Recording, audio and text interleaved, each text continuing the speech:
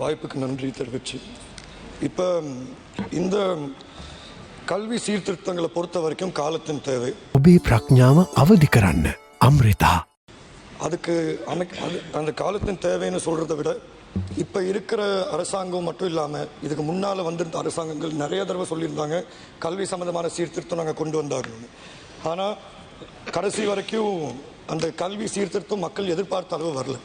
இப்போ நீங்கள் முன் வச்சிருக்க ஆவணத்தை பொறுத்த வரைக்கும் வரவேற்கத்தக்க விஷயம். ஆனால் அதே நேரத்தில் அதை அமுல்படுத்துறதுல தான் உங்களோட நிர்வாகத்திறமை இருக்குது. நான் ஏன் இதை சொல்கிறேன்னா, இன்னைக்கு எனக்கு முன்னால் பேசின கௌரவ உறுப்பினர் ஒரு விஷயம் சொல்லியிருந்தாங்க. CW கண்ணங்கரை இலவச கல்வி நாட்டுக்கு கொடுத்தாங்க, அதை நாங்கள் ஏற்றுக்கோம். ஆனால் அதே நேரத்தில் நான் பிரதித்துவப்படுத்துகிற மலையக சமூகமும் உங்களோட முன்வரிசையில் உட்கார்ந்திருக்கும் அமைச்சர் பிரதித்துவப்படுத்துகிற மலையக சமூகத்துக்கு இந்த இலவச கல்வி மறக்கப்பட்டுச்சு. 1945 1977 வரைக்கும் எங்களுக்கு தோட்டப்புறங்கள் பெருந்தோட்ட நிறுவனங்கள் நடத்தக்கூடிய, அந்த காலத்தில் அரசாங்கமும் தனியார் துறையும் சேர்ந்து நடத்தக்கூடிய 5ஆம் வகுப்பு வரை மட்டும்தான் எங்களுக்கு பாடம் கற்றுக் கொடுக்கப்பட்டுச்சு. கல்வி எங்களுக்கு 5ஆம் வகுப்பு வரைக்கும் மட்டும்தான்.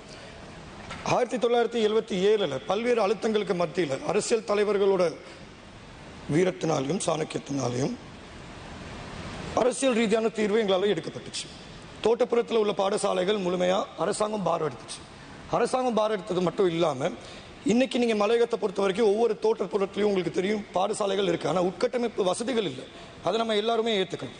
இது வரைக்கும் எங்கள் மேலே இருந்த விமர்சனங்கள், நாங்கள் என்ன செஞ்சுருக்கோம், நாங்கள் என்ன இவ்வளோ 86 வருஷமாக இருந்திருக்கோம், காங்கிரஸ் என்ன செஞ்சுருக்கு, தொண்டமான் என்ன செஞ்சுருக்காங்க.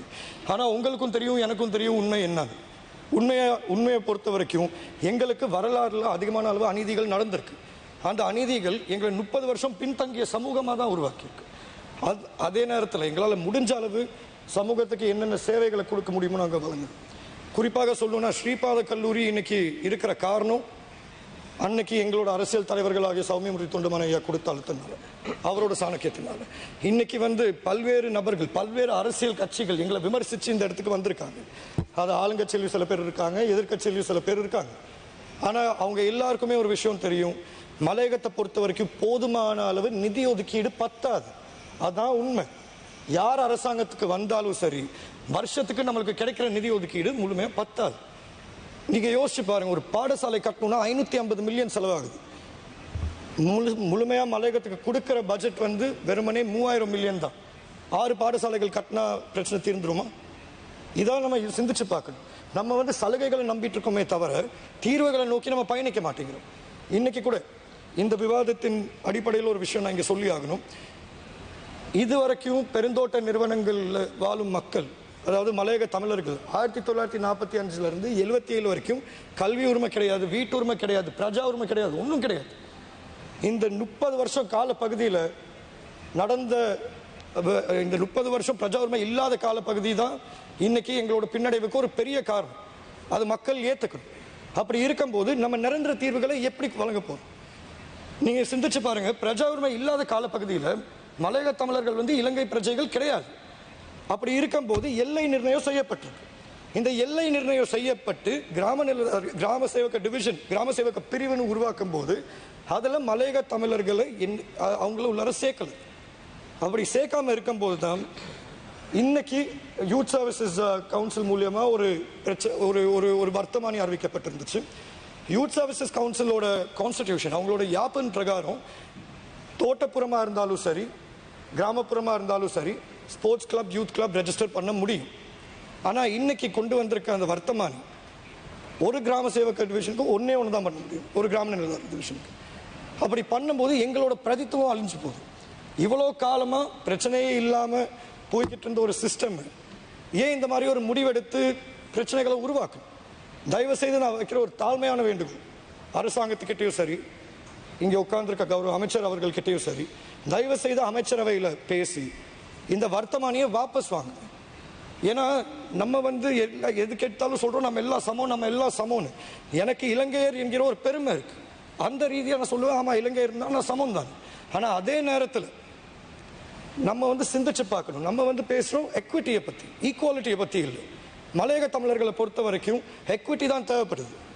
எக்விட்டி நான் ஏன் சொல்கிறேன்னா, நீங்க எல்லாரும் யோசிச்சு பாருங்க, இன்னைக்கு நாடு இருக்கிற சூழ்நிலையில் நம்ம வந்து வீடு கட்டுறது பொய் வேலை. வீடு கட்ட முடியாது, ஏன்னா அவ்வளவு நிதி ஒதுக்கீடு கிடையாது.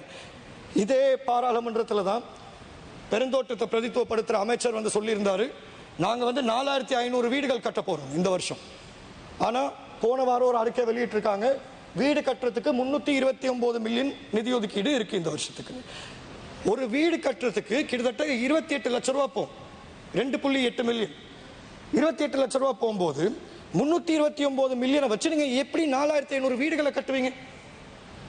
ஆனா அதை வந்து நான் அரசாங்கத்து மேல இருக்க ஒரு விமர்சனமா நான் சொல்லல, இது வந்து யதார்த்தம். நம்ம வீடு கட்டுறது வந்து அன்சஸ்டைனபிள். 2,51,000 குடும்பங்கள் இருக்கு. நம்ம வந்து ஒரு வருஷத்துக்கு இப்ப பொருளாதார நெருக்கடியில் இந்த வருஷத்துக்கு நம்மளால ஒரு 300 வீடுகள் 500 வீடுகள் தான் கட்ட முடியும். அப்படி இருக்கும்போது மலையகத்தில் நீங்க நினைக்கிற மாற்றம் வராது. வீடு கட்டுறது மட்டும் முன்னேற்றம் கிடையாது. வீடு வந்து ஒரு சலுகை, தீர்வு இல்லை. தீர்வு என்னன்னா, இவ்வளோ காலம் ஒதுக்கப்பட்ட சமூகத்துக்கு காணி உரிமையை வழங்கினா அது ஒரு தீர்வு. நாங்க வந்து தேலை வளர்ற காணியை நாங்க கேட்கல, துரை வந்து பங்களா அவரோட காணியை நாங்க கேட்கல. நாங்க கேட்கிற காணி இப்ப மக்கள் வாழும் இடம். மக்கள் கிட்ட நீங்க காணியை கொடுத்தா அவங்களால சொந்தமா அவங்களோட வீடு அவங்களே கட்டிக்குவாங்க. அதான் நம்ம எல்லாருக்கும் புரிய மாட்டேங்குது. ஆனா கேட்டா எல்லாருமே இந்த விஷயம் யாரும் வெளியே பேச மாட்டாங்க. ஆனா இதான் உண்மை. யாரை கேட்டாலும் சொல்றாங்க, இல்ல காணியை கொடுத்தா வித்துருவாங்க. விற்கிறாங்களோ வைக்கிறாங்களோ அது அவங்களோட இஷ்டம். அதுக்கு பேர் தானே காணி உரிமை. It's unconditional. அப்படி இருக்கும்போது நம்ம வந்து சொல்லிட்டு இருக்கோம், ஒவ்வொரு மீடியா இதுலையும் நானும் பார்த்துட்டு இருக்கேன், அரசாங்கத்தை பிரதித்துவப்படுத்துற சில உறுப்பினர்கள் சொல்றாங்க காணி உரிமை நாங்கள் வழங்க தயாரா இருக்கோம், காணி உறுதி பத்திரங்கள் நாங்கள் வழங்கிட்டு இருக்கோம், காணி உறுதி பத்திரங்கள் நாங்கள் 3ஆம் தேதி வழங்க போறோம். நீங்க வழங்குற காணி உறுதி பத்திரங்கள் ஏற்கனவே கட்டப்பட்ட வீடுகளுக்கு தான் நீங்க வழங்குறீங்க. அது காணி உரிமை இல்லை, அது வீட்டுரிமை. காணி உரிமை ஒரு சமூகத்துக்கு கிடைக்கிற தீர்வு. இப்ப கிளீன் ஸ்ரீலங்கா ப்ரோக்ராம் வந்துச்சு, அதுக்கடியில் நீங்க என்ன பண்ணீங்க, 75 லைன் அறைகளை சுத்தம் செஞ்சீங்க. இப்ப அதுல சில விமர்சனங்கள் இருந்துச்சு, அதுல உங்க பக்கம் இருந்த நியாயம் நீங்க சொன்னீங்க, இல்ல நாங்க வீடு எல்லாரும் கட்டுவோம், ஆனா கட்டுற வரைக்கும் நாங்க இந்த லைன் அறைகளை புதுப்பிப்போம். ஆனா உங்களுக்கு தெரியாத ஒரு விஷயத்தை நான் இங்க முன்வைக்கிறேன், தயவு செய்து ஆலோசனையை கேளுங்க. இந்த கிளீன் ஸ்ரீலங்கா ப்ரோக்ராம் அடியில் 75 லைன் அறைகளை நீங்க சுத்தப்படுத்திருக்கீங்க, ரெனோவேட் பண்ணி இதெல்லாம் பண்ணி. சரி, அது வந்து தீர்வு கிடையாது. 2 லட்சம் குடும்பங்கள் இருக்காங்க, ஆயிரக்கணக்கான லைன் அறைகள் இருக்கு. நீங்க எல்லாத்தையும் ஒரே நாள்ல புதுப்பிச்சிருந்தா அதுல ஒரு அர்த்தம் இருக்கு. ஆனா நூற்றுக்கணக்கான மில்லியன் செலவழிச்சு நீங்க வந்து லைன் அறைகளை ரிப்பேர் பண்ணிருக்கீங்க. நான் ஏன் இதை சொல்றேன்னா, நான் வந்து ஒன்றும் ஒரு மனசாட்சி இல்லாத நபர் கிடையாது, ஆனா பிராக்டிகாலிட்டி இஸ் இம்பார்ட்டன்ட். நான் ஏன் இதை சொல்றேன்னா, இன்னைக்கு நீங்க இப்ப இந்த லைன் அறைகளை பொறுத்த வரைக்கும் நம்ம எவ்வளவுதான் அந்த லைன் அறைகளை புதுப்பிச்சாலும் அந்த பேரை முழுமையா எடுக்கிறது பெருந்தோட்ட நிறுவனங்கள். ஏன்னா PHDTன்னு ஒரு இயந்திரம் இருக்கு அமைச்சில். அந்த PHDT இயந்திரத்தை பொறுத்த வரைக்கும் அது மூலியமா மட்டும்தான் தோட்ட பகுதிகளுக்கு வேலை செய்ய முடியும். சரி, ஆனா அந்த PHDTயோட டைரக்டர்ஸ் யாருன்னு பாத்தீங்கன்னா ரீஜனல் பிளான்டேஷன் கம்பெனிஸோட CEOs.